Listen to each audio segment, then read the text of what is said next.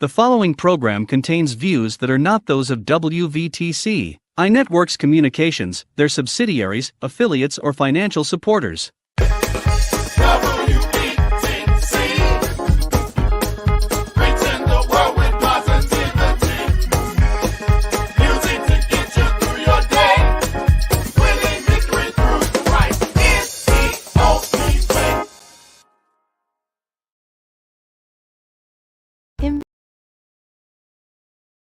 Imagine yourself 20 pounds lighter in 8 weeks. Time Fitness program is designed to lose weight and tone your body at the same time. After each workout, you'll enjoy a 15-minute sauna to burn more calories, reverse the aging process, boost your metabolism, and enhance detoxification. Get a free protein smoothie after each session and a free Time Fitness shirt. Stop procrastinating. TimeFitness.com 773-458-5084.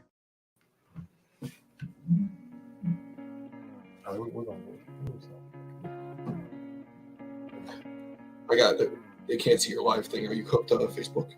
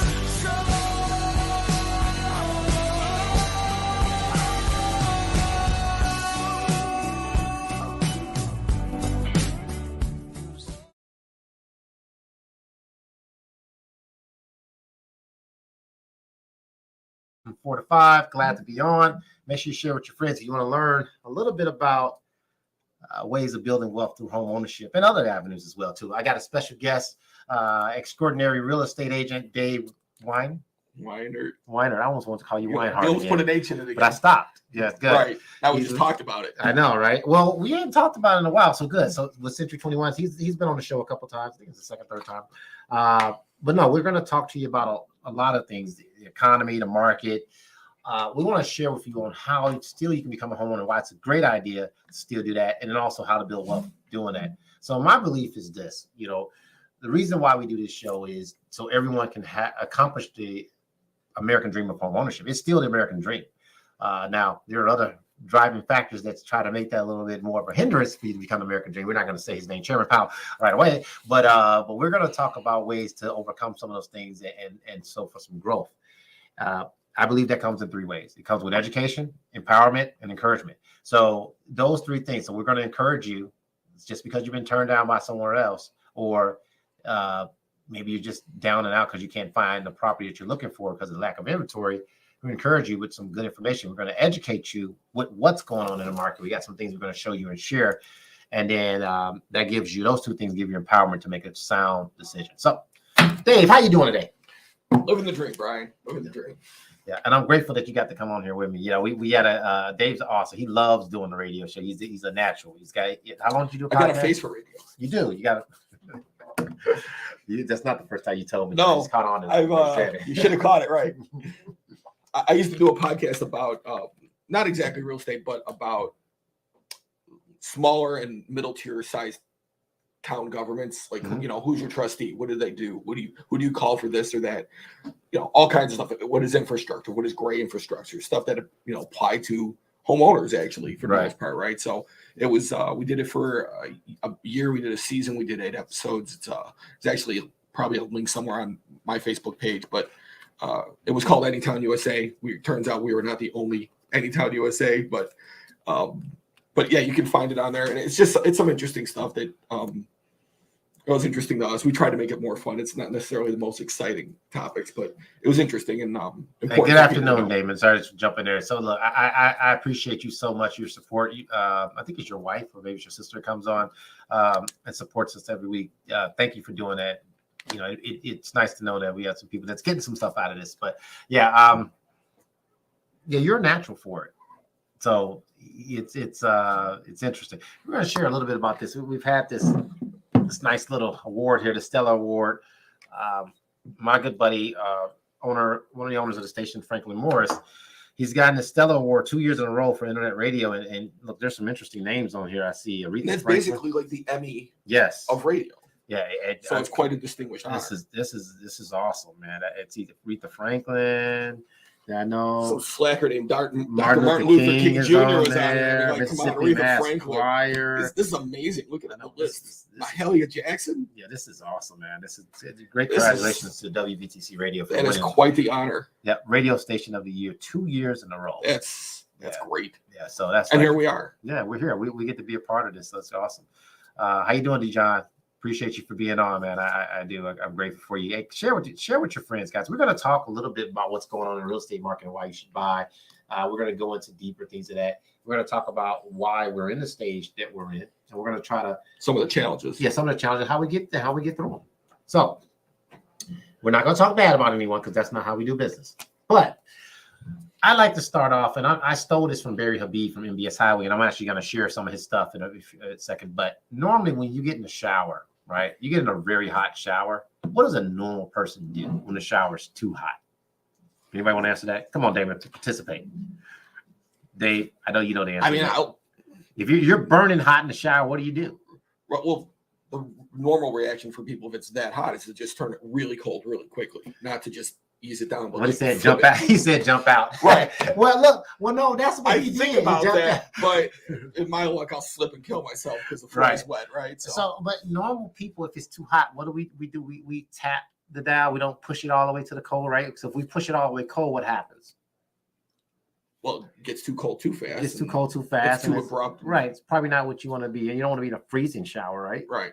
So you're probably going to be somewhere in the middle. If you like a little warm, maybe over. So that point. So in our market, when we think about what's happened over the last couple of years, and we'll talk about 2008, we'll talk about all this challenges. Because I talk to a lot of people every week, and I get the posts from agents, from builders, financial planners, clients, loan officers, and what they're dealing with. And this market that we're dealing with right now, some of it is, it's supply and demand, and some of it, I believe, is just, my opinion, bad management by the reserve, by the feds, and bad decision making. I'm with you. I think without saying anyone's name, but the Fed. I'll say his name eventually. We'll get to him, but because the reason I'll say his name, because you guys, honestly, again, going back to the theme of our show, creating opportunities for home ownership, for the American dream of home ownership by education, encouragement, empowerment. Listen, you guys got to stop putting people in office that. Well, I take that back. You don't put him in office, but the people you put in office decide who goes in office. So you guys got to stop putting people in office that don't have your best interest in mind. In a lot of cases, they in certain decisions like that, they've been wealthy and they never had to fight for a dime in their life, and they didn't scrape up for this. So they can't relate. They might be able to relate that, oh, I lost a couple $100. I'm making this up. They're losing the money. It's not the same as us losing money. So, the Fed's a tricky entity, isn't it? Because it's not elected at all. Right, it's not. That's not even directly government controlled, right? It's kind of a quasi-governmental establishment, and so they can't. They could change that. The though. president, you fight enough, you could change it. Right, they could be changed, right? But whoever the president is, he can't. From what I understand, maybe you correct me if I'm wrong, but they can't even directly fire him. They can go, "We would like you to resign because we are unhappy with your performance," and he kind of This is why you should have term to. elections, though. This is why there should be terms. Hey, Franklin, how you doing? You won't have an argument from me on that, right? But I mean, so I think that's part of the problem is it was set up like that from the beginning, right? It was always designed to not be directly government controlled, but and there's probably good reasons for that to be made on both sides, why it should or why it shouldn't. Right. But when it's not, I think that when you have a situation like this, we're in now, right, it's not as reflexive and representative maybe what the country actually needs. See, as a company, it's almost like because that's what their mindset, right? Is they work for the banks. They don't work for us. So in some the Federal cases, Reserve isn't, we call it the Fed. It's the Federal Reserve of banks. And there's regional ones, there's one in Chicago, there's one in Texas, one, out west. So they work for the banks, sort of work for the government. So where's their priority, right? So let me start off with going back to what you said. So it's not that the decision that they make into not be all the way hot is that's not wrong. It's just the way they go about making their decision. They don't think about the consequences. There's always consequences and blessings to decisions that you make. There's a side effect, right? Cause and effect. We learned that. So going back to my example, Barry Habib's example, is that when we're in too hot of a shower, or we can even use water. I mean, I got this cold glass of water, mate. No, I think that's a great analogy. Yeah, it is. It is because they've made it too cold now, and literally the market is cold. Right. So his thought process, they thought it was too hot, now it's raising rates, whatever it is, 11, 13 times. I lost track of it. How many times he raised rates over the last 15 months, which is it's on. The number isn't even a problem, right? It's how high it got. Yeah. How quickly it was too in the low. amount of time. So it starts off with the PRP money, all that PPP money, all that, whatever you want to call it. Well, before that, even though leftover quantitative easing from previous to that. They're going to get confused by that. Maybe, but you're right. What you're just saying is right. But it's a pull up. But again, the problem that we have is that they're like, all right. Google quantitative easing when you get a chance. It'll be fun for you. So falling asleep at night. You raise rates 11 times. I'm just going to say it's 11. It might be 13. I don't know. It might be 9. It felt like 50. Right. But it felt like all of them. Let's just go with 50. I like that number better. We're being fun. We're going to have fun on this show. I left that part. I said we're going to educate, encourage, empowerment, and have fun. That's not an E. Entertainment. That's an E. 4 E's now. New theme show. Encouragement, education, empowerment, and entertainment. So, So, look, you get in a situation where they raise rates too much. And so we all know if you go from hot to cold too fast, that's a problem. And essentially what he did was inflation was too high. And rates are followed by inflation. And I'm looking at inflation rate right now. It's a little bit under 3.5%. It's like 3.2%. And I Googled that just to kind of get an idea. 3.18%. 3.18. Yeah. So last year it was a little under 9%. And so I remember Chairman Powell kept getting on TV and saying, hey, we're gonna keep raising rates. I don't care as long as we get inflation down to 2%. Listen, it's within reason right now. I think you got to take your foot off the gas a little bit. And it's not because rates are terrible. Rates, I mean, technically not historically terrible. Average. Right. But here's the problem you have. And I'm going to let the agent on this team here talk about this more. If you're in a situation, we have a low inventory, right? But if you're in a situation where rates, if the person that either wants to downsize or upsize their house is going from, let's say, a 3% interest rate to a 7%, they're going to pay more money either way. If they're going to downsize, they're going to pay more money to go to a smaller house. If they're going to upsize, they're going to cost either way. More, it's more. Right. So, and they understand in most cases when you're upsizing, so the next buyer, that first time and second time buyer can have room to buy. It doesn't. So what happens when you're downsizing? Because the upside, like as you said, that's pretty obvious, right? You kind of understand it, right? Although some people still don't understand. Hit the downsizing first, right? So when you downsize, it's not that you necessarily lost money, but because the rates are higher, that eats into your buying power. So you still have to take some of that equity you might have just had from the place you closed on that was worth more, and have to use that toward your downsized place because it's still, now it might have been maybe you sold a place for $250 and now you're going to buy a place for $200, and the place that was $250 might have sold for $275, but the place that was $200 sold for $225. So you didn't gain anything, and you might have even lost if you go like percentage. Well, that's why the value of the dollars is weaker now too. That's a whole different conversation. Which is a whole conversation, right? But a lot of the bankers, not lenders, right? But the banking end of it, the institutional banking, they're happy when there's a weaker dollar, right? Stock traders love a weaker dollar. China loves a weaker dollar. Everyone wants a weaker dollar, except for people who have money in the bank. Right. We want a stronger dollar, right? Because Right. we want our dollar to mean something. When we travel abroad, we'd like our dollar to go further instead of, 0.67 euros. We'd like it to be closer. So those things all affect average, regular, American citizen type people. But the people you're talking about before who never today, cared. it came in higher. I mean, we consumer price index. Right. So CPI. So when you talk about and this is different, unemployment coming a little higher, right? So which still low, but they're not counting on all the layoffs and stuff like that. There's so much we can get into that too, because right. And some of that you're going to have not directly, but like Yellow just went out, right? Yellow Freight, that's 22,000 plus jobs. That's crazy. Overnight that just went out. And so what do you think the unemployment numbers are going to be next time? They're going to spike higher, even though maybe over across the board the economy's relatively stable, but you just lost 22,000 people in one blow.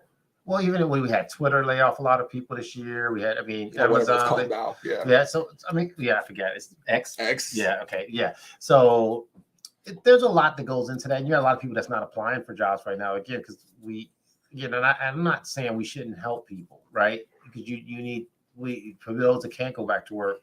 But what you're doing internally by you pushing the meter there from hot to cold, you're basically not encouraging people, right? You're not encouraging people to sell their house. They need to sell their house, right? Which hurts. And then you're not helping the middleman or people trying to be able to buy a home. You're hurting people being able to buy a home. And again, that doesn't mean you shouldn't buy, because their whole purpose of getting inflation down, it actually had the opposite effects. It helped values go up, even more, because it's supply and demand. If these are I keep going to my chair, musical chairs. If these are the only two chairs in the room, and it's us two, chair's not worth that much, right? Right. Or even three chairs, right? A little increased value, but put 100 people in here, right? Make 50 of them handicapped, right? How much the chairs worth?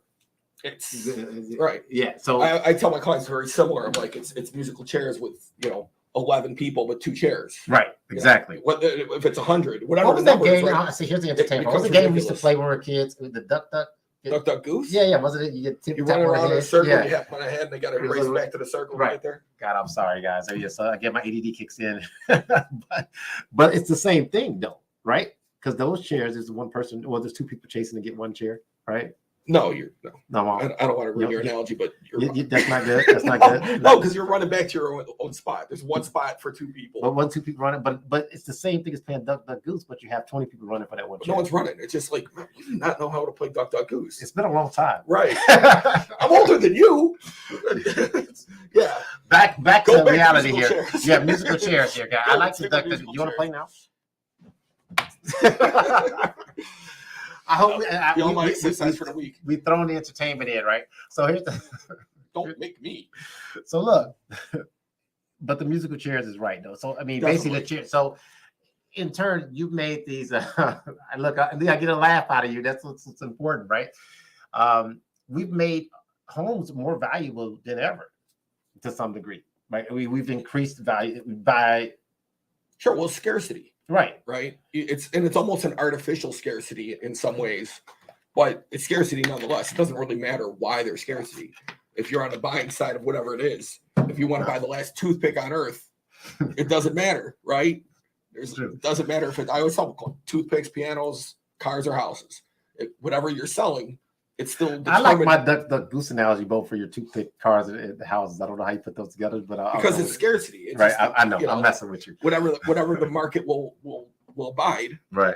And at some point, like even now, like when I read like the prices are tapering off, sometimes depends on which week it is. Right. But even when they do, it's not tapering off because there's suddenly more inventory. It's tapering off because there's slightly less demand, because some of the people that would have sold their house and then been looking to buy another house have stopped wanting to sell their house. Right. So it decreases the inventory, but it also does take another potential buyer off the board.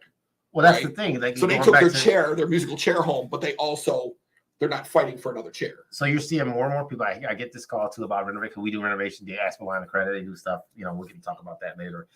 but they're like, I'll just expand my house. I'll add some things on Which because makes sense. it gives them, it's one of the best ways to add value. It does add living value. Space. Right, more space, right? People think they put a new door in and they renovate their washroom. So that's not really doing as much.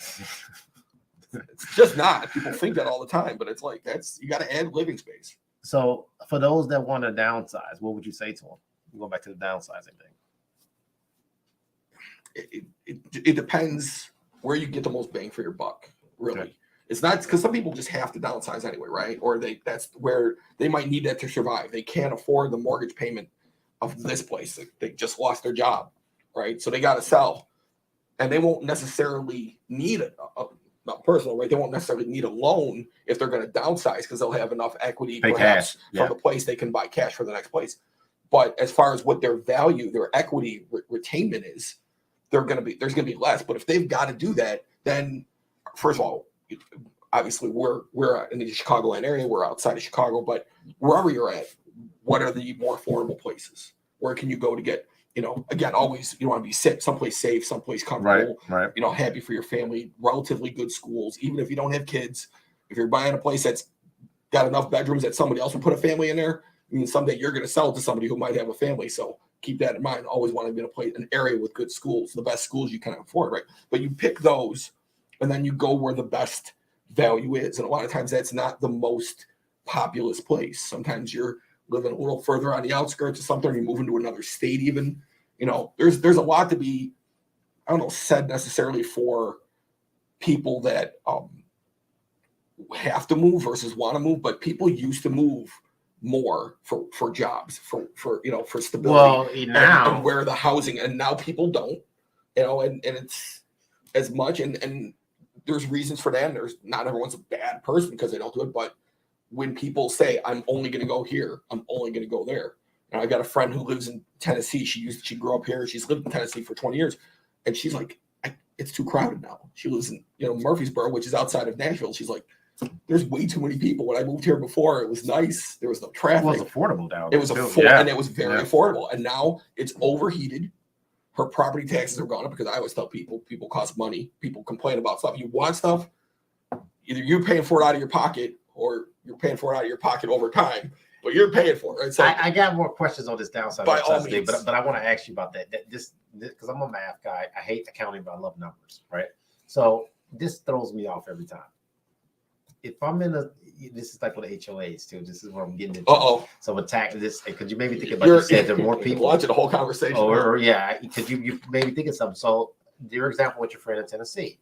So you've got property taxes go up because more people come here, and I understand but like let's say I got a subdivision of 1,000 people, and let's say my taxes are $1,000. It makes it real easy each. Easy basic math for me. I'm a realtor. Yes. Okay. So now because I'm government, treasury, whatever, I'm like, hey, I'm going to raise the taxes to $500 more per person. That's not that bad. It's only $250 a quarter. I mean, installment twice a year. So to me, it makes absolutely no sense. Let's say again, you have more people, right? So let's say we added an additional 1,000.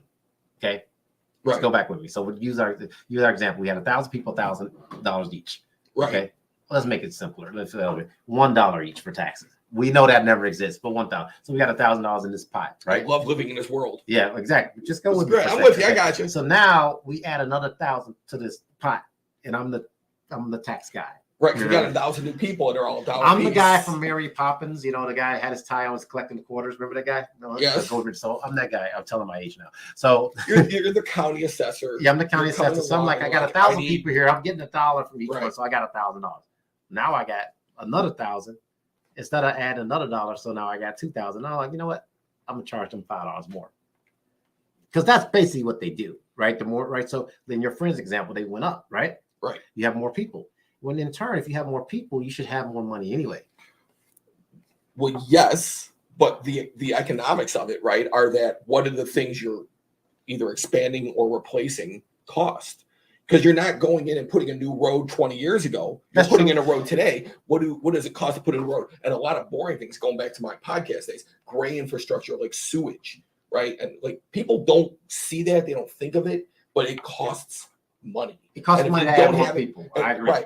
And when you don't have it, it costs to fix the problems that you ignored, which is a lot of places. Maybe the state that's next to us, they're going to start understanding that because they've had an influx. Oh, you're talking about Indiana? Yeah. Oh, yeah. They're going to understand. They're raising their tax. But okay, go back to that.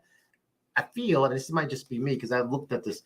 This is going back to the HOA things. I have an HOA, so I just feel like you're not bitter at all. No, it's over. They've stopped raising. But I'm like, look, for now. Yeah, well, exactly. It's been a few years. I'm not in the condo either. But the problem is this: if you were to just have full transparency from the moment that number. So I agree with you. The cost to fix the roads and all that stuff, or whatever they're fixing with the HOA thing. New schools, it's everything. But right? I feel gotta add more police, more fire. There's more skin off the top. That's like when you give to charities. Right? Right. What percentage goes to the charity and what percentage goes to administration, it's politics, to overhead? It's to be different. If there's complete transparency, I'm with you. But there's not. Well, and that goes way back to what you were talking about earlier, though, a little bit, where who do we vote for? If we don't vote those people, right? We're in Cook County right now. No, you are. We are physically in Cook County. Yeah, we're in Cook County right now. Yeah. Right now we're in Cook County, and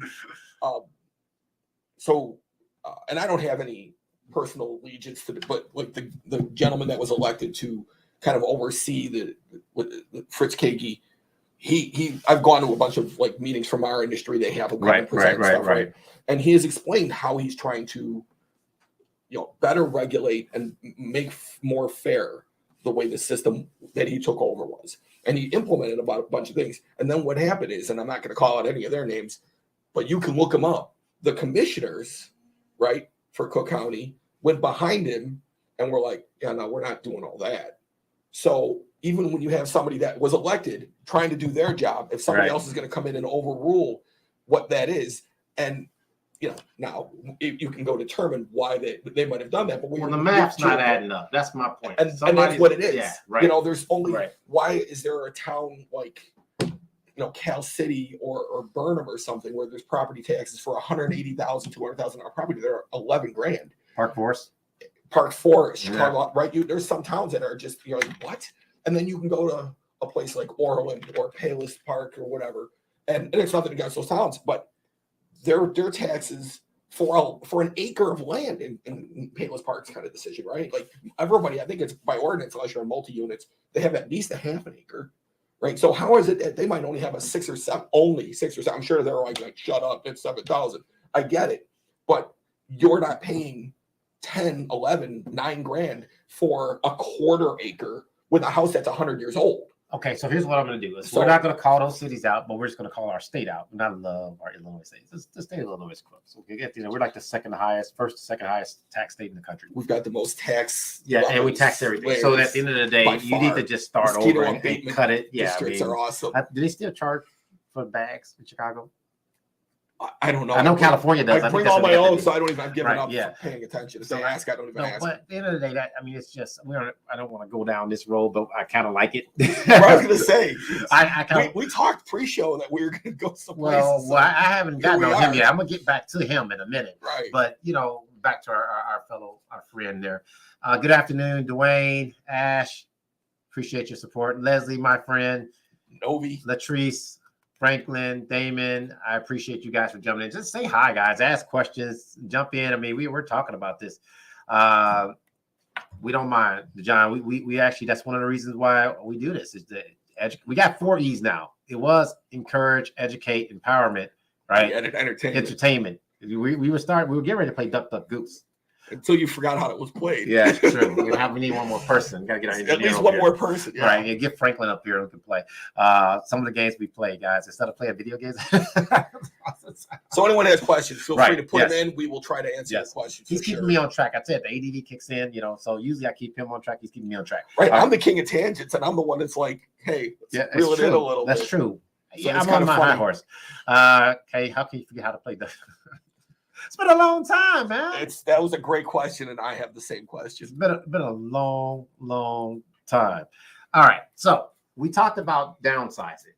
Let's talk about the issues with what we'll say we're going back. So kind of So some of what we reverse talked going about up, is that, upsizing. with raising rates 11 times and some of the things why that's, it did the opposite effect. It helped get inflation down, but we've done this whole, why somebody may not downsize or what they may downsize, but why somebody may or should they upsize. So talk about that, what upsizing Well, is. so really briefly, let me pre-state to this that I'm about to talk about something that happened years ago, but it's not analogous in how I think it'll break down now. So in 2004, 2005, 2006, the run up to when the boom went bust, there was the same kind of situation where properties became like kind of exponentially more expensive.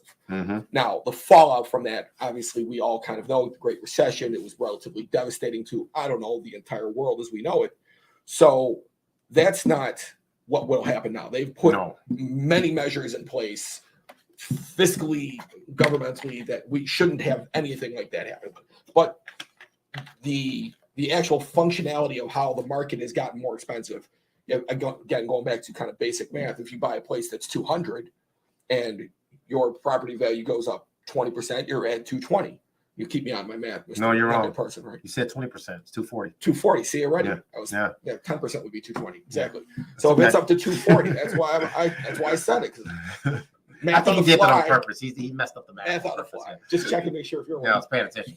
So that's great. You sell the place you thought would have sold for 200, now it sells for 240. You're like, look at me, I've got 40 extra free $1,000 I didn't expect.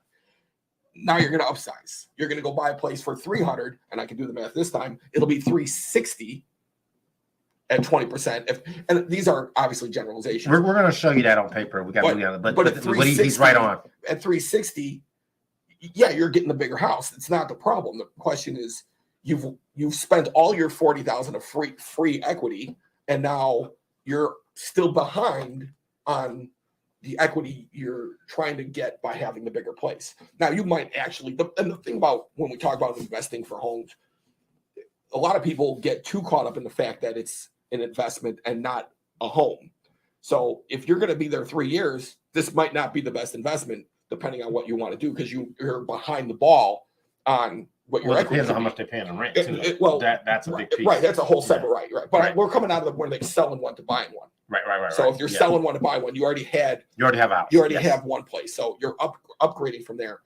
So that might be fine because you still need a place. You got more kids, you got a relative moving in with you, whatever the case is. So you might still need that space. And over time, you're going to be there 10, 7 to 12 years, let alone maybe 30 extended. You're going to get all that money back eventually. Because as we talked about the last time I was here, it always goes up for we saw it. It was very few times it went down. 70 plus years, 73, I think it is, 73, and like 8. Yeah, it was like 8 and like 2 ties or something. Right. So, and 4 of those years that it went down were the bust years, 08 to about 2012, right? So, aside from those, which were devastating, let's not pretend they weren't, but we've even recovered from those. Although, if you were able to hold on through that, your value on your home is doing very well right now. But when you're talking about that upsizing, just from the fiscal standpoint, not from you bought a bigger house and you enjoy the bigger house, but just from the monetary standpoint, when you upsize right now in value, you're losing a little bit. We got a couple questions. I want to get to those questions, but I want to talk a little bit about the upsizing piece. Those are some good questions. So we're going to get to those, and you got the right people right here with you. Good mortgage guy and good real estate agent. So really quick, Damon, can you do me a favor? Can you show that? So I want to talk about net worth and upsizing, because this is the piece to where I think it's so important. So we're just using we can share the whole screen on there if you could. So is this going to the question, what effect does inflation have on the mortgage? Yeah, well, so here, go up a little bit, Damon, before you hit the show results. Should this be something to look after? It definitely should be something to look at. So here, go all the way up a little bit more. So I want to show you what I did. So what this is called Moody Analytics, and give Barry Habib credit for this too. So we just did a Cook County. I think we did also Cook County. We did a value at 350. So it's Cook County 350. Right. You can slide down now. So you can go down. So over to the left, and if you could highlight that for me, over to the left where it says team. So all the way where it says band all the way to the left, all the way to the left, 2783. And then you can see under where it says, and it takes up with the current interest rates. The average 5.93. Yeah, unhighlight that for me for a second. Like basically, harder to read for you. Yeah, okay. 5.9% is what the average rent is going up to. Okay. Now go over to where it's right under where it says appreciation gain. right to the middle, go down a little bit, go down a little bit more. Stop right there. So we're forecasting in Cook County that we're going to go up 3%, right? Now, I think in certain areas it was like 4.9% for it. So with a lower appreciation range at 350, it's telling you in 9 years your house will be worth 459. So that's one advantage. Okay, I'll get to my point in a second. Then also when you're paying rent or whatever you pay, you're paying on interest only in rent. In this case, you're going to be paying down some principal. So after 9 years, that's $52,000. And then we're going to talk about appreciation at 3%, what that looks like. Okay, so go down a little bit more. And you get none of the write-offs or anything. Right, and we're not even talking about write-offs right now either. So the cost of sale, we're just going to say 6%, right? $27,000 for your taxes, whatever. Hit show results for me tomorrow if you don't mind. Right in the middle. Yep. So this is calculating. So your net gain by buying a home right now in this situation is $168,000. And the reason for that, let's talk about net worth. And because I'm going to have Damon doesn't know I'm going to have him do this. I'm putting on the spot, and I did not train him to do this. So he's going to learn right on the spot. So this is at 168. We're going to take it to another level. This is called upsizing. Let's say in 9 years, your house is worth, you're selling your house for 450. Now you have 168 to put down. And if you can afford it, this is why in some cases it makes sense for you to upsize to build wealth. Go up a little bit, Damon, all the way up. Okay, we're going to change this. Change the property purchase value. Change the purchase value to 600,000. Just put 600 in there for me. Now get to you guys in a second, and then hit go back down. Hit the green arrow. Hit enter for me. Cool. All right, so we're going to ignore some of this. So cash flow difference, 89,000, come down a little bit more. 199,000 equity gain. Look what it's worth, and your net gain went from 168, and we're not even counting you putting that down to 330,000. This is another way for you to build wealth, because even at 3, it went to 3.2%, right? A little higher value. Right. So now your net worth has gone up more, right? This is why you upsize, right? One, maybe you want a bigger house in that situation, but two, it's building a higher net worth. So in 9 years where you had 168,000, and in the next 9 years you have 330,000. I can't count today. What is that? 430 plus 60,000. That's about $500,000 gain in about 18 years. And to be clear, we're basically using this as a single family home, but for a lot of people talking about more solid investing, yes, even if it's staying within something that you would use as your home, like a 2 to 4 unit, not even going above 5 and more where it's commercial, but staying with something where it's your primary residence, you get your tax write-off for that, your homeowner's exemption. Even staying within that, that's a far more likely situation, I would think, for people in that situation than necessarily selling their house for 300 and buying a house for 600. Right. But with going from like a 2 unit, maybe up to a 4 unit, right? Those numbers from both those situations you just said, you're really likely, yes. And you're now turning around as the investor again, you're probably getting higher rents, obviously too. 100%. You know, the odds of you buying the 600 unit, not having it be better, are pretty slim. Do me one more favor, like go up where it says right on the starting home value at 600, where it says 3.24%, right there. Go back down a little bit. We're using conservative numbers, 3.24% appreciation. Guys, what happens if this thing does go up and we get the average 5 or 6%?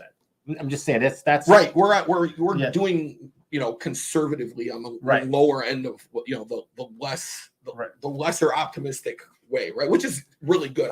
This is the way I always present my numbers to my clients, because they could still go lower, obviously, but if you start off on the lower end, you've got a lot more upside potential. And so if things get to 5%, I mean, I don't think we are going to use the 3%. But if we're off 100,000, you're 230.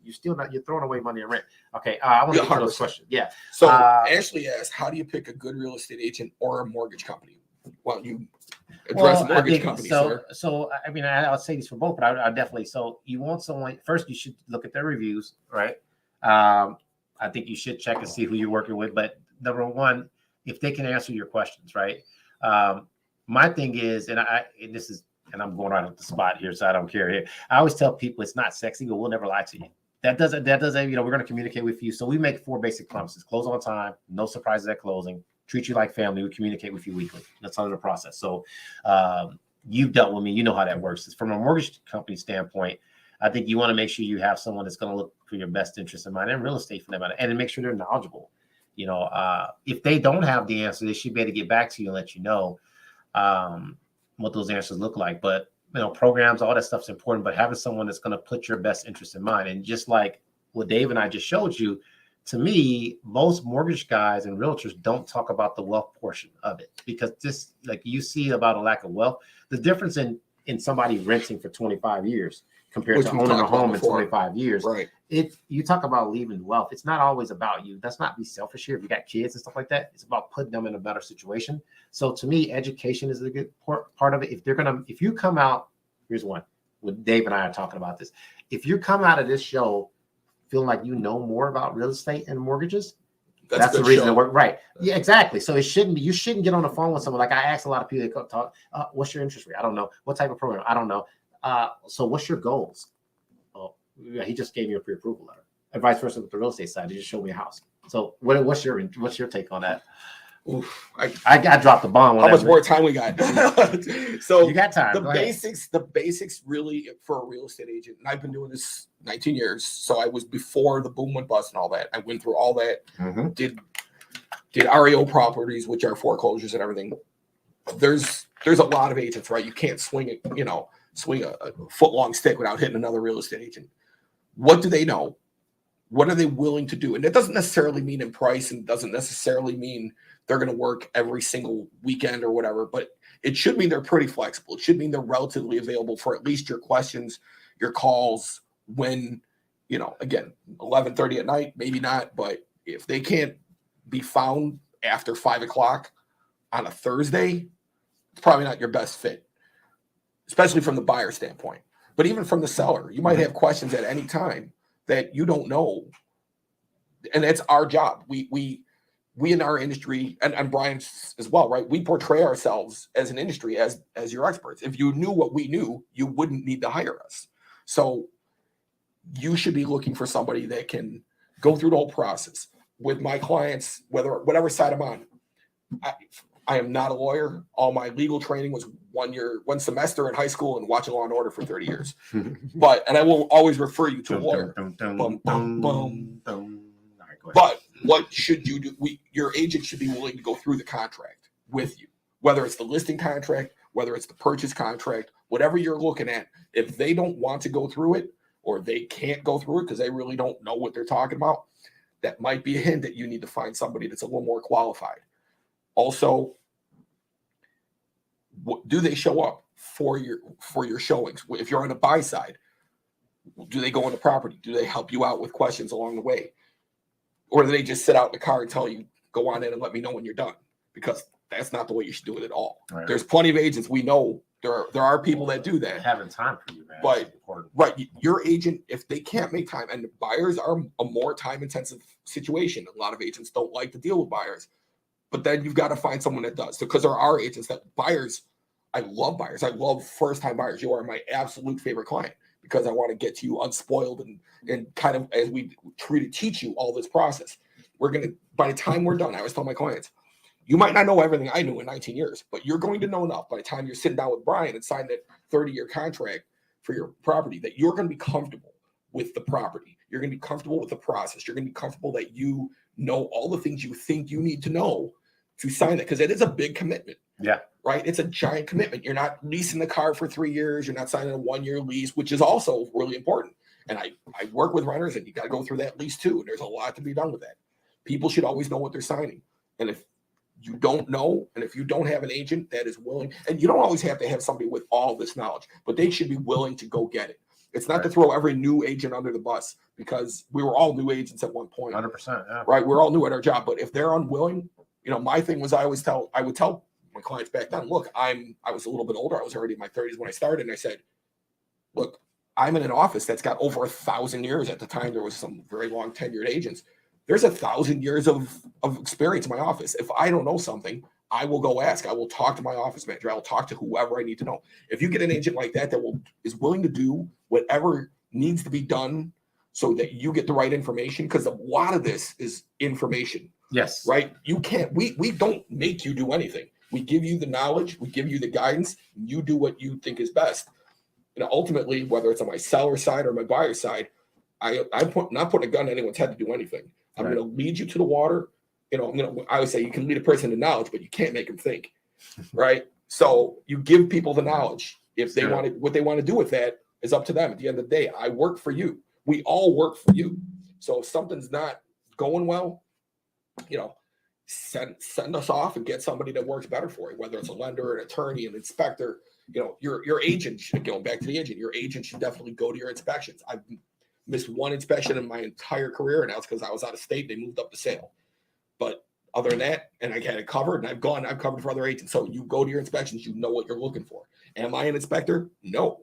But do I know a lot of what I'm looking for? So I know to ask the inspector about that. Hey, what does that crack look like? Is that a stress crack? Or is I that would even foundation? say, when you're saying that, I've had a couple situations where agents didn't encourage the buyer to get a home inspection. So you always want to get a home inspection. Oh, so that's this current market. Yeah, because people are getting desperate, right? For everything's as is, but also we don't want someone to even get an inspection.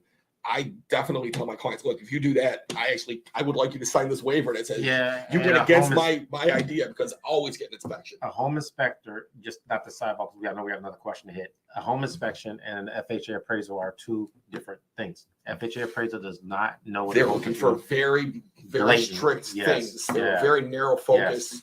Very obvious things that we would like. It's fine that they're looking for those, but it's a very narrow. Do not rely on that as your home inspection. Do not rely on a village inspection, because there's places that, unless you're a full gut rehabber where you don't care because you're going to touch everything, and those people should know what they're getting into. If you're not that person, get a home inspection. You're not going to buy a $200,000, $300,000, $600,000 property and not spend another $400 or $500. That's ridiculous. Hey, growing what I eat. I like that. What's your name? Thank you for following. There you go. I appreciate you, and hello to you guys. I gotta know your name. I'm not gonna call you growing what you eat, but I would like to know about your business. What's up, Eat? Yeah, Eat. I don't care. GWIE. Was it?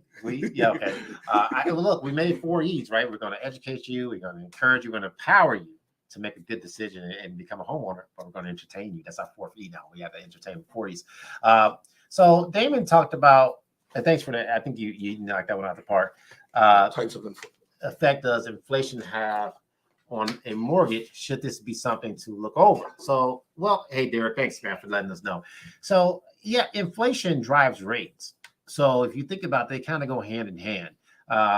Not the exact same rate, but they drive whether they go up or down. So can you explain that a little? Because I've been told that, and it used to be told they were not associated, but it seems like they become more closely associated. Closer, yeah. Normally when inflation goes down, rates go down too.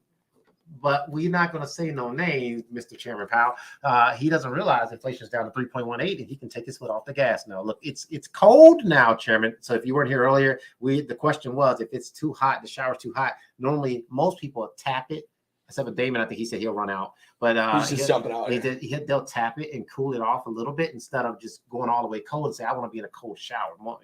Unless you're working out, you like hot. I like warm showers, hot showers. So I believe what the Fed and Chairman Powell particularly did, they just like, hey, we're going to get inflation down, and to some degree, rightfully so. And they put their foot on the gas too much to where they just pushed that bad boy all the way cold. They used the plutonium hammer. Yes, they couldn't use the stainless steel scalpel, which in turn hurt people that's trying to buy a home, be able to afford a home, that when you want to sell their home.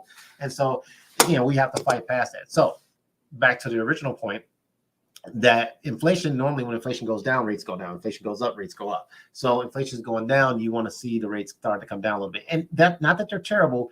I truly believe a market that will be good for us will probably be somewhere in the 5s, maybe mid 5s, low 5s, somewhere in that ballpark. And I think if we can get under 6, that's that's the key, thing. Especially right now with values going up the way they have. So real estate drives our economy.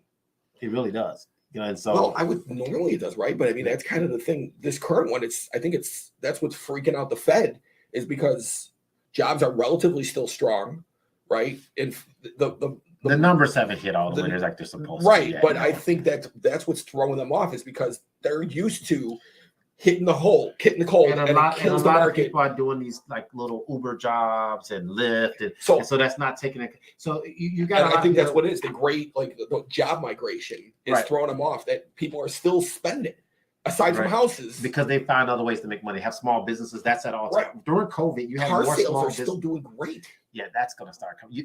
But right now, again, they're doing about relatively great. Relatively great.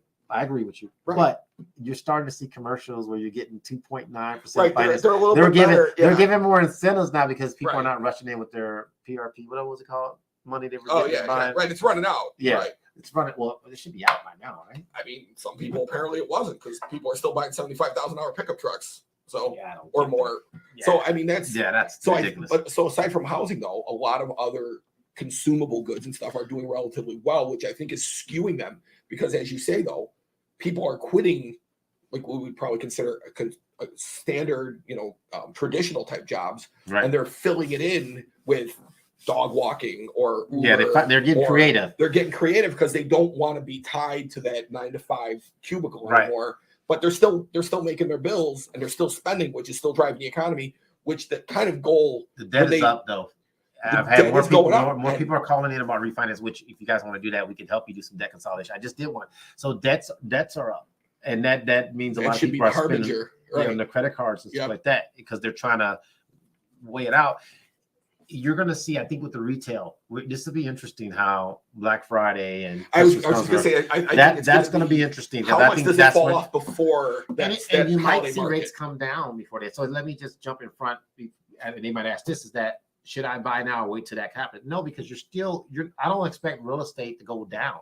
So the values aren't going to drop off. Right. We're not going to go like you that. might lose out depending on the price of your home. You buy now, you might lose out on an opportunity to gain $20,000. As crazy as that might sound. Or you might lose out on to the non-wealth part to a certain extent, right? You might miss out on the house that you really want in the area you really want, right? Because you're like, well, I'll just wait. Now you can always go, well, it was never meant to be, right? But sometimes it would be meant to be if you took the action that made it be. Can we address the pickiness of buyers right now? I love y'all, so I like being like.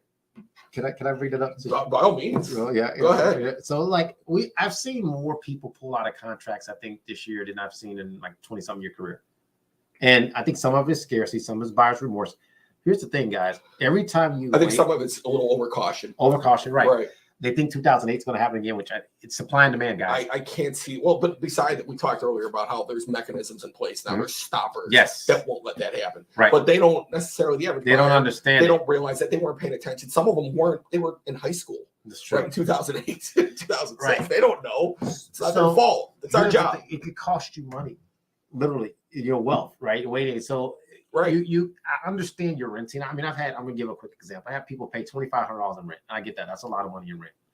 That's a lot of money in rent. Right. Rents are high. They're up almost 7%. We just saw 6%. Supply and demand. If you can't find a place to buy, what do you but do? They're not as picky on the rent. They'll rather because they think of it as short term though. Right, but a lot of them stay 5, 7, 8 years. And so that's when now we're my conversations with my clients, and that's exactly what I tell them. Are you going to do this for one more year? Okay. All right, but a lot of people say that, and then it's 3 years, 6 years. Before you know it, your first kid's being born. And now you're like, well, David, I want to can you show that screen one more time? Is that gone? Can we show it real quick? I just want to do this really quick, guys. I mean, we'll come back because I think this is really a hot button for me. I know. We got 8 minutes. We're good. We're good, A lot can get done in 8 minutes. Don't set me up like that, man. Wrong channel for that. That's not right. Is also fine. Thank you, Derek. We'll call you Derek now. That's cool. Okay, we'll show that real quick. Okay, so I want to take it down to 300 again. So just change that to 3 for me, boss man. He gonna charge me more for this. No. Overtime, yeah. Yeah. Okay. Paid by clicks. So go down real quick. Down some more. Go down. Okay. So year 3 is where you start to make money in this example. We're using 3% based on depreciation. And it's not a ton, but you're positive. 7,500. That's after selling and paying the cost to sell. Right. If you're staying in your property for more than a rental, you don't have any cost to sell. And we're using 3%, right? And if you're a renter, there's no cost to sell. So you can throw in another $23,000. So you would be at like $30,000 in year 3. So potentially, do me a favor, Demond. So go down where it says the cost of sale was a negative 23,000 right there. Can you go over it, like highlight that, like kind of go over that? Yeah, right there. So take that 23,000 and add it to 75. So we're about $30,000 in 3 years in this example. Very conservative number in 3 years. So if you're renting at 2,000, 1,500, whatever it is, and you're waiting and you're waiting and you're waiting, you're costing yourself money. 24,000 to 36,000. Right, and we're using 3%. And depending on area, up and coming areas might be 5, 6, 7%. So it could potentially be 50,000 in 3 years. That's the difference of what you're waiting on. So even if it's not what you want, let's say you go to year 6, 61,000 plus 23,000, that's about $84,000. Year 6, okay, you stayed in that property for 5-6 years. Right, because these are cumulative. Right. I don't think you got to make sure people realize these are cumulative. It's going up, right? So 6 years, 84,000. Now we're turning around and say, okay, hey, I can go ahead and buy my house, the house that you want, right? And you have a lot more money to put down. So this is all what it's about, building wealth. Throwing money away in rent, I cannot just stress enough how bad that is. And as to your point, if your lender's not telling you this, give me a call, give me a chance, because or your realtor or your agent, right? Because this piece is important, because they just say, hey, it's a beautiful home, buy. Yeah, it's a beautiful home, but it's not always about, it's getting your needs and your wants. I need a 3-bedroom house, 2 bath. Cool. Okay. Is it in the area I want to live in? Perfect. It's not the perfect price that I want, but am I going to be in a different situation in 5, 6, 7 years from now that I can put myself in even a better situation? Or I might decide to rent that house out and buy another one. So there's a lot we can go there. David, I appreciate you for showing that, man. This, to me, this is where you build wealth. This is the piece that you need to understand. And we're simplifying this as easy as possible so you can understand, what makes us a little different. Now we're talking to you, because this, just throwing the money away in rent or not taking the move to take that, just the cost of waiting. Right. And every renter I show, because I still do work with renters, and every renter I have that conversation with them. What is your long-term goal? What is your, where do you see yourself in 5 years? But really, where do you see yourself next year, 3 years from now? Yes. Because if it's if it's really a one-term stopgap, because maybe you got divorced or maybe you just moved in from out another state or something, understandable. If this is how you're going to live your life, you're not a bad person if you want to rent for 20 years, but I want you to understand like the loss of wealth, the loss of generational wealth that you're missing out on by having that as your like life mantra, because that's a really important difference. There's so much. I mean, man, and every agent you talk to should be telling you that. Yes. I'll tell you that right now. Just taking one more minute on this, and we don't have to show the screen again. People say, "Oh, I'm worried. What if something happens?" Even more so, why you should do it, because in 5 years, I just helped somebody. They closed. They got into a situation. They have to do some debt consolidation. I'm not going to talk about every single thing that happened to them, but I saved them $1,000 a month. But they were able to do that because they weren't renting. Because if they were renting, they would have been stuck. Landlords say, hey, that's your problem. Right. But if you own, you can make adjustments and you can tap into some of that wealth that's being built and put yourself in a better situation. 100%, so right. Guys, I cannot stress this enough. Because the value is going up. Right. So even just sitting there, living your life in the house you bought as a house, not as an investment, it still did its job. That when an emergency came, now do you recommend doing that all the time? No, I don't. No, I actually think, but it's kind of a built-in piggy bank. It should be a long in an emergency. Piggy bank. Yes, it should be a long term, and I think you should have savings. You should talk to a financial planner about putting some money up. But this is the thing that you build wealth in buckets: house, long-term investments. Maybe you got your little side business, like everyone's doing that now, and you just build it. Les Brown and my stepdad used to say it all the time: about a yard is hard, but an inch is a cinch. And I in turn said 3 little piggies add up to 1 fat ham. Don't laugh at me. That's my little thing. You can't steal that saying. I love ham. 3, yeah, I do too, but I don't eat it a lot. Thanksgiving, my mother-in-law makes a really good ham. Man, she makes a good ham. Yeah. So the thing is, I look like I eat ham. Don't worry. Trust me. Look, for those that don't eat dark shirts. Don't eat it a lot. It's not good for you, but man, it's so good to eat. But anyway, there's a segue. The 3 little piggies add up to 1 fat ham, or by the yard is hard, by the inch is a cinch. A little bit at a time, you just pluck it away. Yeah, I'm right. Did I rhyme there? By the yard, it's so hard, but by the inch, it's. But that's not. Oh, that's Les Brown. That's his thing. I'm just saying that was you. You said it though. Like, that's true. You said it. You're right. Yeah. I'll spit and dimes right there, guys. Damon's gonna make a rap for me. I'm sure he's thrilled. I'm gonna get a meme on it. He's like, this dude is crazy. We're having fun today, though, which I think is important. I hope this was helpful for you, Dave. If someone wants to get a hold of you and you're in the Oak Lawn area, you do all the Chicagoland area. I was gonna say I've been to Wakanda. I've been to Elwood. I've been out to Galena in a couple cases. I've been to Sauk Village. You said Wakanda. I was going to go a different way with that. I was going to ask you some stuff, but I don't have enough time. We don't have enough time to get down that rabbit hole. But, right, yeah. But so I go wherever, for the most part, the client needs to go. And you can, if you want to get a hold of me, my mobile phone is 708-990-1166. 708-990-1166. I answer it unless I'm in the shower or I'm on the radio with Brian here. And you can, my email is just my first initial last name, which is Honor D Weinert, DWEINERT @C21circle.com.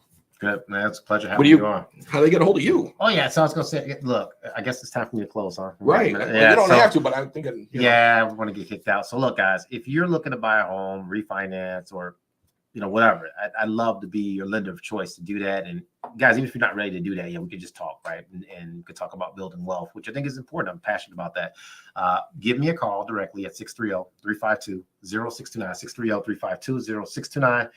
If you want to start the process online, you can go mytrustedprovider.com. That's mytrustedprovider.com. We'll be happy to help you. This has been fun. These shows go by so fast. I appreciate everyone for participating, from Derek, Ash, Damon, Corey, Ashton, Dejon, Leslie. I can't see anyone else, but thank you so much. Guys, share this information, Franklin, Dave. We're great. Latrice, I appreciate you for doing that. And we're trying to grow this thing out and give you guys free. If you found this valuable, share it to your friends and family. And hopefully we get a chance to see you next week. We'll be back on Thursday from 4 to 5 next week. If you need anything from me, give us a call. God bless you.